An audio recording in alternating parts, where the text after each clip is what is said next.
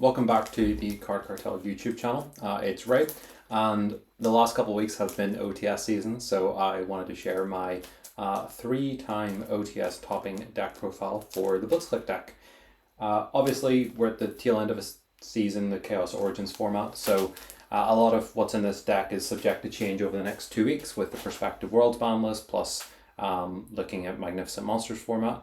But this deck was a lot of fun to play, and I saw some moderate success with it, so I kind of wanted to go over some of the choices, the card by card, as well as looking at the changes that I think will be in place for the Magnificent Monsters format that's to come in the next few weeks.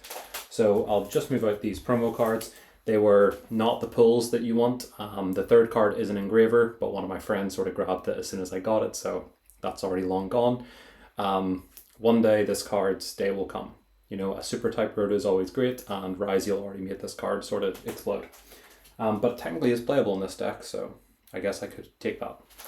So, as for the engine itself, the Blitzclique engine is quite large and it's quite self-contained, so it obviously is all synergistic, but it doesn't have any one-card combos, so you kind of need multiple cards to get the play rolling, and that's why this deck has struggled in the format, because Cooltune playing a bunch of one-for-one trading hand traps just pushed this deck out of the format and moved it to Genesis, which is a shame. But with more players moving towards these sort of roll-out pile decks or bigger engine decks, this deck actually has a chance to shine because it sort of thrives in those simplified game states, especially without that many hard negates existing in the game anymore. So for engine, we obviously have 3 Surge. Monster Searcher, one of the greatest cards. You know, you kind of just want to be triggering that as much as possible, getting access to your Whisker, Emmy as a pop, Crackle for a hand trap follow-up, or just whatever name you need to help break the board. Double Alternator is kind of mandatory in the main deck, I think. So obviously the graveyard effect is very strong, but you also kind of want to have another one in deck just to search and set up for the following turn, so you can always continually cycle a Blitzclique name. Step Leader is a card which might be a little questionable. I think lists have sort of just solidified this card always goes in the deck though.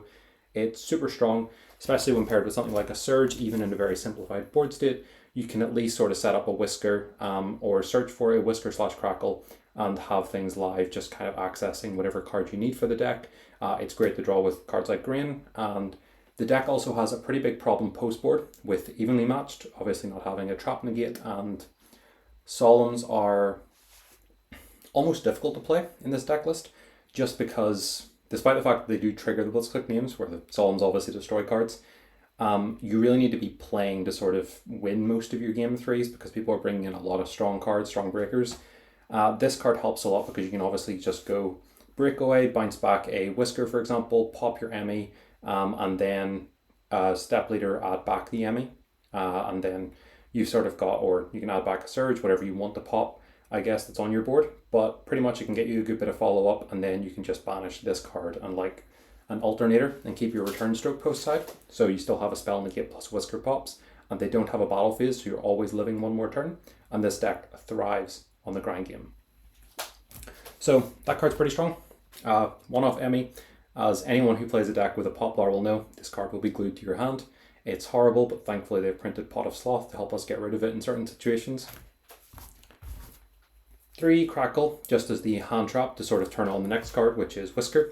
Crackle by itself, pretty weak card, Ghost Ogre that isn't already good in the format, but it also can't hit spells traps. So you're really just playing this to hopefully pair it with a Whisker after you've used the Charm to draw a card. 3 Grain, the Spellbreaker, one of the better cards in the deck, also gets you access to the power spells, which are Breakaway, Field Spell. So these cards are kind of your main ways to play, and obviously the best things about them is that they can all chain block you from losing to cards like Ash Blossom, cards like Harmonia, cards like Ghost Ogre yourself. So kind of useful just to get them in rotation, and you obviously max out on them. For non-engine, we're on a lot of generic stuff. 3 Ash, 3 Fua. Thankfully it's a card we can ignore in this deck. 2 Harmonia might be seen as a little questionable because obviously this deck does not use its extra deck, but from playing the format more and more, I was finding that I didn't care that much about this card or having it in my deck list. Just the pops didn't feel great into a lot of matchups that aren't KT. Things like the rollout piles or the sort of 60 card piles. You kind of need to hit the first big spellcast that hits the board, and then Harmonia's send effect isn't getting a lot of value anymore. So you kind of have to, like, if you think it's Mitsurugi, you can send a Wind Pegasus for an interrupt later, but it's a bit weak, so I kind of went down to 2. My locals also has a lot of invoked players, and it's abhorrent against that matchup. Like, our only hope is that they leave Sorath on field and it's not under Meltdown, and we can bounce the Sorath with Malong. 2 draw, stop the combo pals, and then the supplementary Albaz package. I was missing my 3rd white dragon, so we played Dogmatica Ecclesia, and then the Virtuous that kind of go with it. Again, at 2 because pops are not the strongest interaction, but when they're freely searchable, you might as well play them. And then just for consistency or push cards, I played 2 extra and 1 called by, so it does take the list up to 41 cards. Obviously, the deck wants consistency, but it also has a lot of per draws, especially post side, where you can go into like 3 traps plus step leader in your deck. So I kind of wanted to sit slightly above 40 just so I wasn't seeing the bricks as much. For the extra deck, it's a lot of what you would expect for a deck playing Harmonia plus Albaz cards. So Albanadas, Rinbrum, 3 Albions, because I was missing a pack bit for this event, a Dogma, Ecclesia Synchro, the pack bit targets, and then the sort of power synchros that you make to actually get value out of the Albaz cards. Chaos Archfiend is one of the best cards at breaking a board in Yu-Gi-Oh! Right now, just not an activated like card that sort of just actually banishes stuff, so it makes a lot of the decks that you would lose the grand game to, like Branded, easier, where you can actually just get rid of the cards permanently, and they have to start shuffling back Dogmas and stuff to try to get access. It can also beat over the BLS if it doesn't have a boost, or it'll crash with it on its first boost, and it can also beat over Dogmas, so it's kind of a nice way for the deck to get over those cards. 3 champions then, great with Dogmatica Ecclesia to get you an access to Fallen and the Virtuous on your turn 1. Problem is that plays into draw quite hard, so we normally want to avoid that. But the card's pop itself is great, obviously. It actually lets the Blitzclique engine do its thing. It triggers the names, and then obviously you're also removing extra deck cards from your board. So cards like Super Polymerization start being less of a threat, because this being a spellcaster with Mixos in the format means you could lose quite a lot of your board into certain decks. For the last 2 slots, I just played Typhon and Dugaris. The Typhon was what was the card called? Psychic and Punisher beforehand, but it was a really uncommon situation, and Pep's like sort of out to cards like Liger Dancer felt a bit fake in my eyes. So I decided, let me just see if I can refocus that. I decided just to play the Typhon because it helps a lot of time into Kulchin, where they kind of just try to funnel into a back-to-back at the forego of cards like Mix being accessible to pop, and you might know they've got a Clip and a Rico in hand. But you can just make a Typhon, the RS will likely be bigger, so you can just get back the back-to-back, and then you're in a simplified board state, and RS is pretty decent for this deck to out because you have Breakaway plus 5. Dugaris just lets the Albaz cards sort of pivot into drawing cards, and drawing cards in this deck is needed because its consistency isn't great. So that was the extra deck, and then the sideboard was a little bit more the same, with 1 card which is very uncommon for this deck to play. So 3 Prolia, sort of very standard stuff. 2 Bell helps you as a breaker into decks like Elf Note, so it's a better 6th card than like a Velar would be, for example. And it also obviously has synergy into decks like Sky Striker and Mitsurugi right now.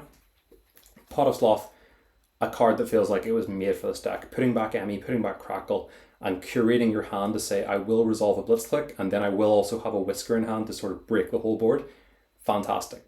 I was hoping to pull my 3rd over this weekend, but as you saw, that's not the case. This card's crazy. It probably just goes in every deck list, to be honest. Duster as a one-off that we can sort of find off the Sloth to help us break some of those boards for Striker or other generic Floodgate cards if we're on like Advents floating about. Return Stroke, the only real go first card. I would just swap hand traps, like one of the 2 off hand traps, like a Bell with these Ogres, plus Return Stroke goes in. So this is obviously just your spell negate, and it's a great card to just put in the graveyard because it helps you dodge RS, Droplet, etc. 3 Ghost Ogre, more hand traps that trigger your names, pretty self-explanatory, decent enough into the format with cards like decks like Elf Note gaining popularity in Rolad, so it just felt like it was good coverage. And then the sort of questionable card I was playing was Forbidden Droplet. So this deck's obviously not a one card deck, so Droplet doesn't make a lot of sense. It's not like Mitsurugi where all the cards go very plus. But I did want to test it because the deck doesn't have a lot of like hard negation for monsters, Whisker being the only real one. And Droplet doesn't, it feels very expensive, but going second when you can slot to create your hand, stuff like Droplet send a breakaway that's already returning a monster plus the monster, or sending an alternator that you've drew post board, can be quite strong. So I wanted to test it about, and it didn't feel bad, so I'm going to continue testing with it into Magnificent Monsters format. But yeah, that was the deck profile. So I ended up getting third at every single event down to tiebreakers. I got one loss, but it was at each event, sorry. But tiebreakers are tiebreakers, not much more you could do about it. The deck's really interesting, it's really fun. If you're interested in it, I recommend highly that you try to play it, especially before potential slot piles start coming over a bit more frequently. Obviously Dark Magical Curtain's coming out and that card's crazy. This deck also does get a slight boost in Magnificent Maestros format with Thunder Lightning Crash. Obviously it also gets a massive nerf in Toons Exist, and Mindscan turns the entire deck off, so we will see how the deck performs, I guess, over the next 2 months. But I'll throw up a deck list that I'm looking at for Magnificent Monsters now, so if you want to play the deck and see what I'm going to play over the next couple weeks leading into YCS Paris, and I think there's a YCS in the States in Houston or something coming up soon. This is what I'm tempted to try. I think Breakers might be a little bit more popular since 6 Charmies plus 2 Droll might become the standard in the mains, just so that you're not losing to a lot of the DM piles and decks like that. Magnificent Monsters doesn't really have a lot of cards that sort of help with conservative boards. It's a lot of you can push combo now. You've got Dark Magical Curtain, Cyber's Contract Witch, even Cyber's Ritual Warrior, and some of the Gagaga stuff are all quite strong cards for combo decks. So we might see an uptick in that, but this is my sort of approach for how we beat that going forward. And yeah, let me know if you want to see anything else about the deck. I play it quite a lot on DB trying to get better at the game, so I have a few replays I could review and sort of cover over. In terms of shoutouts, shout out to Kong's Cards. Use code Cartel 5 if you're looking to pre-order Magnificent Monsters or any of the upcoming sets that are massive.